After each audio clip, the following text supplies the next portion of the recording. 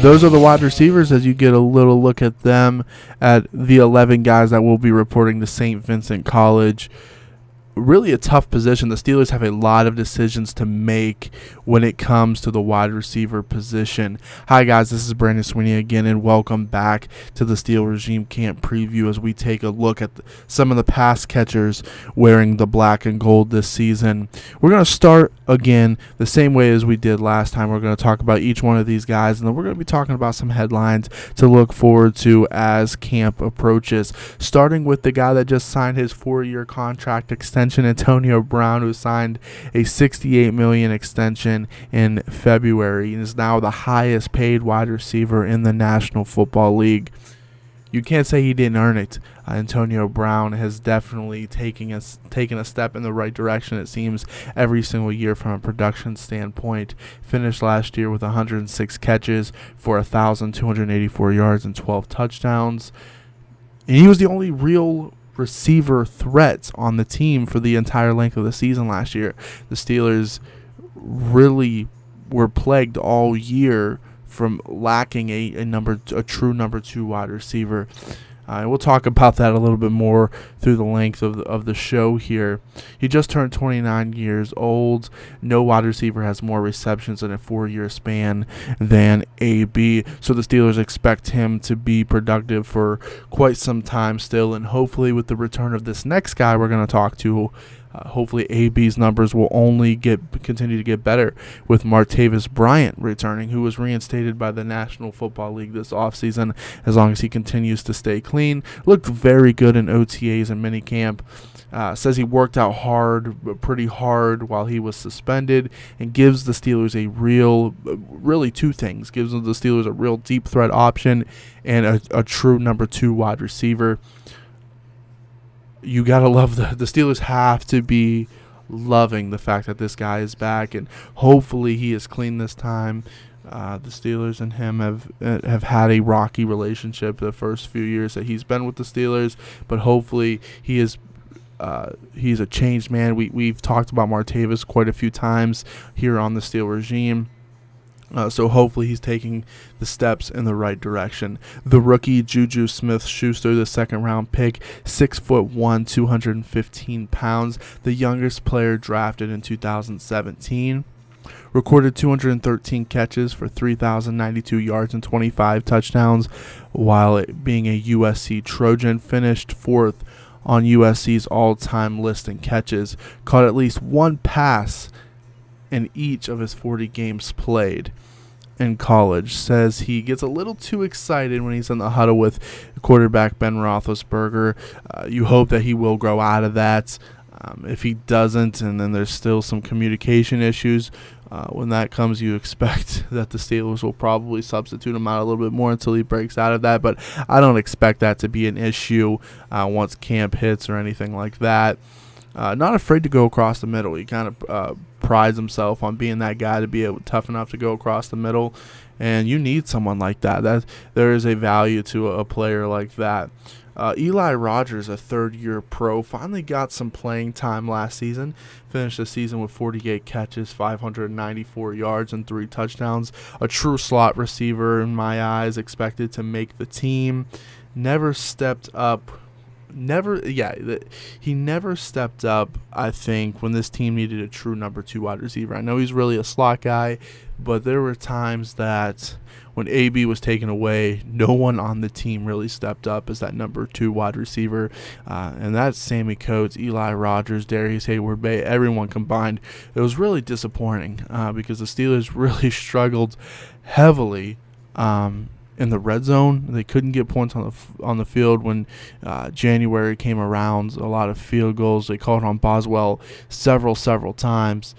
So we'll see if he takes a step. I mean, last year was his first real year of playing, so hopefully he learned from that and is able to take a step in the right direction in 2017.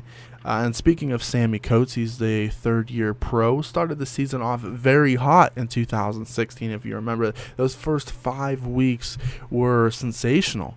He had that hand injury in Week 5 to the Jets and could not return to form. If he returns back to the early 2016 form, I don't think you can cut a guy like Sammy Coates because he's another straight line speed guy. Gives you another deep threat option. And remember, those first 5 weeks, if you go back and look at his numbers for those first 5 weeks, you'll be in awe with Sammy Coates' stats. And with the beginning of the season, last season, it was like, oh, wow, this team is not going to miss Martavis much at all. And then Sammy breaks a couple fingers and gets some stitches and messes up and mangles one of his hands, and he never returns back to form in the Steelers. Again, that plagued them all season long. Darius Heyward-Bey just turned 30 years old. He's a 9-year pro, has become very respected on special teams by the coaching and the team.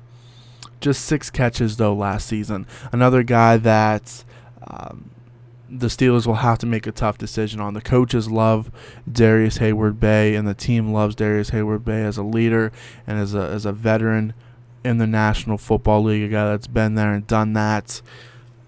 But the lack of production may hurt him, and the Steelers have a lot of young talent that there may not be enough room for Darius Heyward-Bey. If he does make the team, it's going to be the same way because he's made the team for the last couple years, is because he's willing to do all of the dirty work, the special team, the gunning team, and things like that.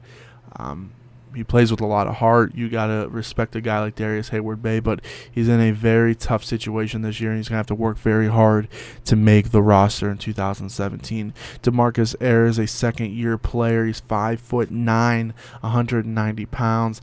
Has to be a special teams contributor. So, and we'll talk a little bit more about Ayers later in the show because I think he's a key part of this wide receiver group.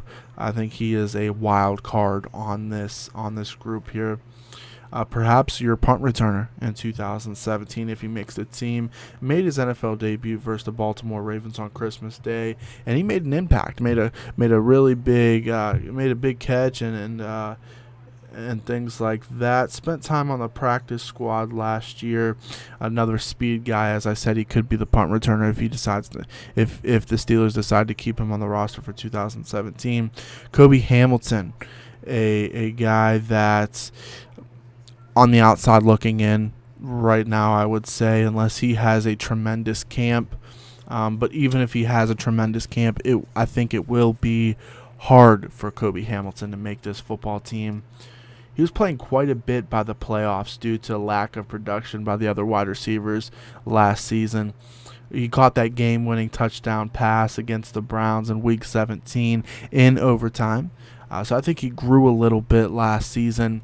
But with the talent that the Steelers added over the offseason, the return of Bryant, Kobe Hamilton will definitely have a tough time making this team.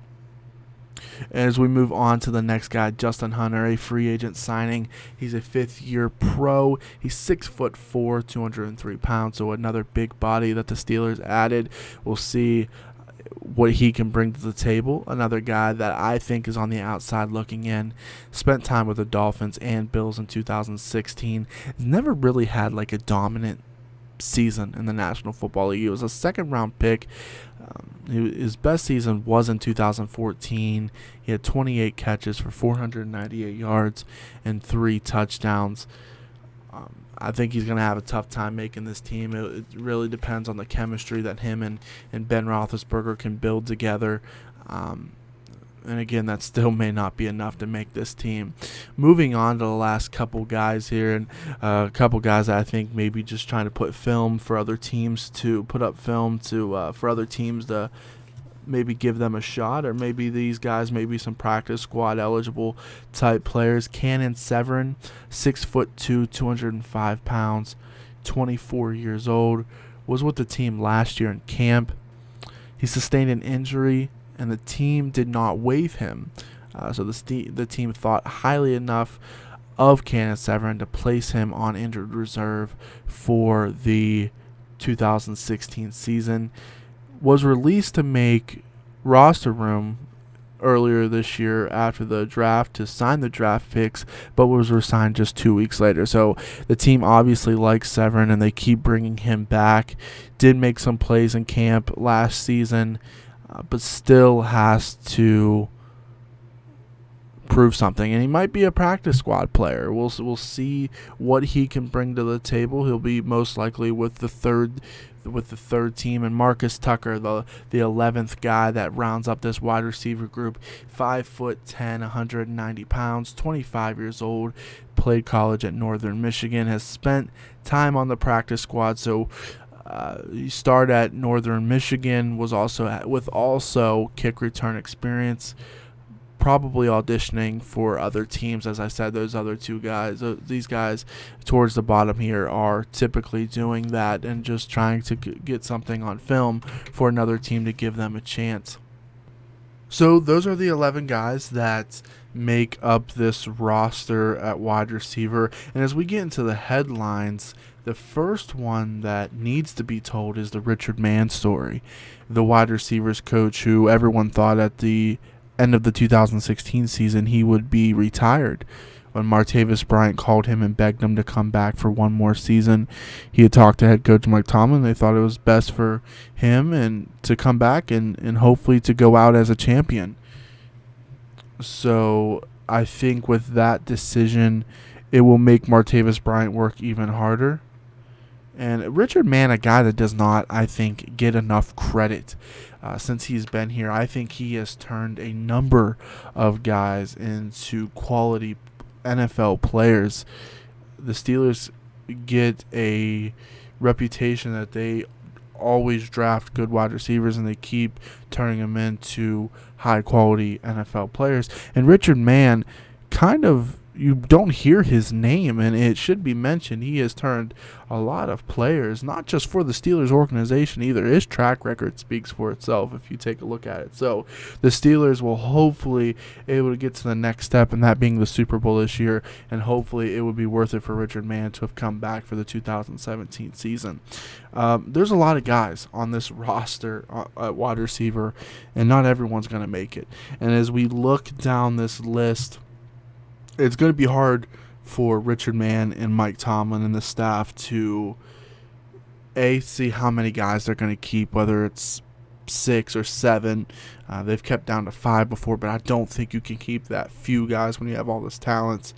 It will depend on how many guys they're going to keep, but not everyone's going to make it. So every repetition when camp starts is very, very important when camp starts, and that's what you want. You want competition. It's going to bring out the best in all 11 of these guys.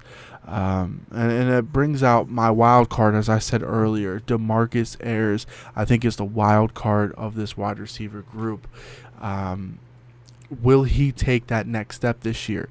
He had a impact towards the end of the season, but if DeMarcus Ayers takes that next step, he would be the guy that I think would boot Darius Heyward-Bey off of this football team. But for him to make this team, he's got to be able to do the dirty work like Heyward-Bey does. Has to do all the special teams work. Again, he could be the punt returner for the team in 2017, depending how productive he will be. But if he takes that next step and he continues to grow with quarterback Ben Roethlisberger, it will really tell if Heyward-Bey makes this roster. And if they keep 7 wide receivers, where you might be shortening another position on this team, then I think they both make it. But if you have to keep 6, it's going to depend on DeMarcus Ayers and what he does. Because I don't think if you cut him, I don't think you get him back. I think he's claimed by another team. So it will really depend on him. I think he's the wild card, and I think he has a little potential to be somebody in this league. We'll see as that goes on and as camp begins.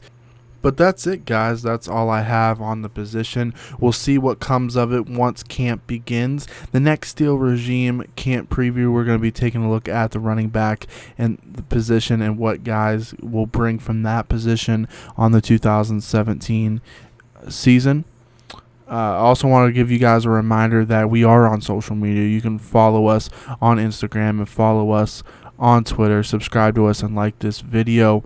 You have been listening to the Steel Regime. We are getting there, guys. We are midway through July. We are getting there. We are hopping on the training camp train, and Ozzy is driving.